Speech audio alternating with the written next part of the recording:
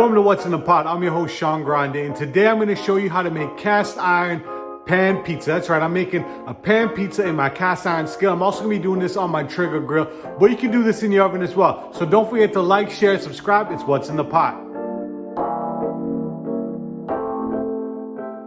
Welcome to What's in the Pot. I'm your host Sean Grande. So for our recipe, we're going to start with half a cup of water. Now the water temperature I'm using is between 95 and 110 degrees. You want it to be that temperature because this is going to activate the yeast, because you don't want it too cold and you don't want it too hot. Now we're starting with 2.5 teaspoons, and I'm using the bottled yeast. You can use the packaged yeast, and whatever brand you use, it doesn't matter. Give that a good mix, and then we're going to go ahead and add 1 tablespoon of olive oil. Now some people use vegetable oil, so if you don't have olive oil on hand, go ahead and use some vegetable oil. Give that a good mix. We're going to let that sit for a couple minutes, and that's going to it's going to activate the yeast, and then we're going to be adding that into our flour recipe. So this is my dry ingredients. Now we're starting with 1.5 cups of all-purpose flour.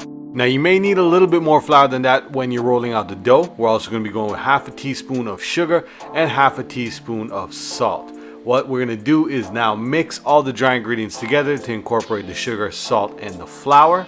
Then after that, we're going to go ahead and add in our wet ingredients. Now if you don't have a food processor, you can go ahead and just do this in a large mixing bowl. You can do this by hand.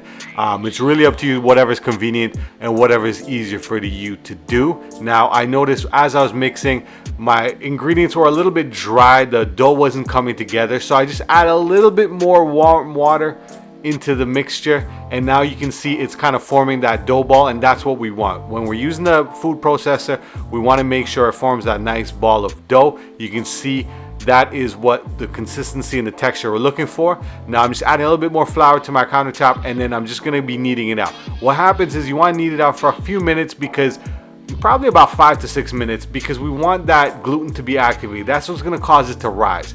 And you can see once you finish kneading it, I kneaded it probably about 6-7 minutes. Then we're going to go ahead and put it in the bowl. I like to grease the bowl with a little bit of olive oil, so I'm using a little bit of olive oil spray, and I like to put a little bit at the bottom and spray a little bit at the top.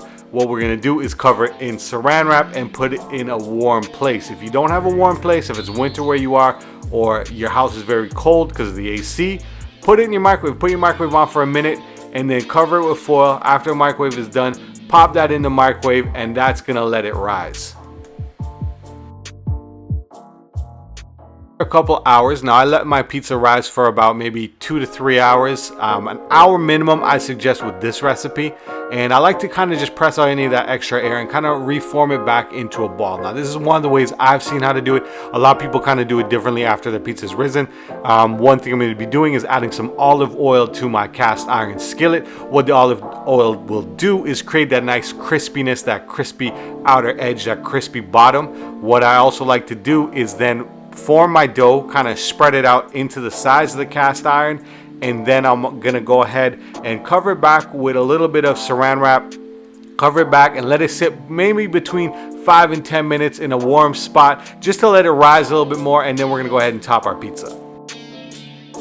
Now how I'm topping my pizza, I'm kind of doing a little bit different. I kind of decided to go with a little bit of the Chicago style and the Detroit style of a deep dish pizza. Not fully straight Chicago style where it's going to be huge, but it's also kind of be deep dish pan pizza, kind of Detroit style. So I'm starting with my cheese at the bottom. Now you don't have to do it this way. I really like how the pizza tastes when I do it this way, so it's really up to you. So I like to start with my cheese at the bottom. I'm using pepperoni. You can use any kind of meat or any kind of cold cut, salami, whatever you have. If you're vegetarian, just go ahead and add a bunch of vegetables. I love green peppers on my pizza, so these are my favorite ingredients. So there's no wrong or right ingredients. You know, go ahead and put that pineapple. I know some people hate on putting pineapple, but I love pepperoni, green peppers, and olives. I like to add a little bit of extra spice, so I'm adding some chili flakes.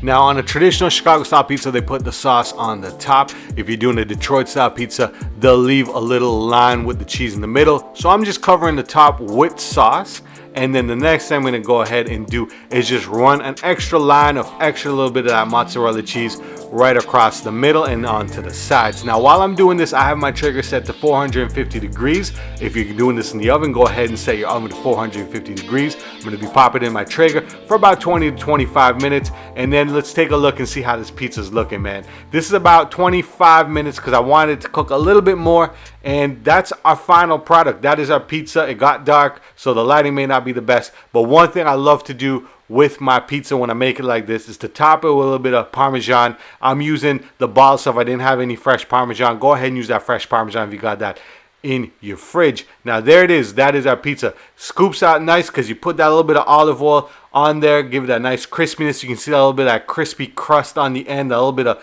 burnt cheese. It's absolutely amazing. Look at that. It's nice and thick. It's not too thick. It's just perfect. Thank you very much for tuning into What's in the Pot. This is my deep dish pizza on my Traeger grill. Don't forget to like, share, and subscribe. Peace.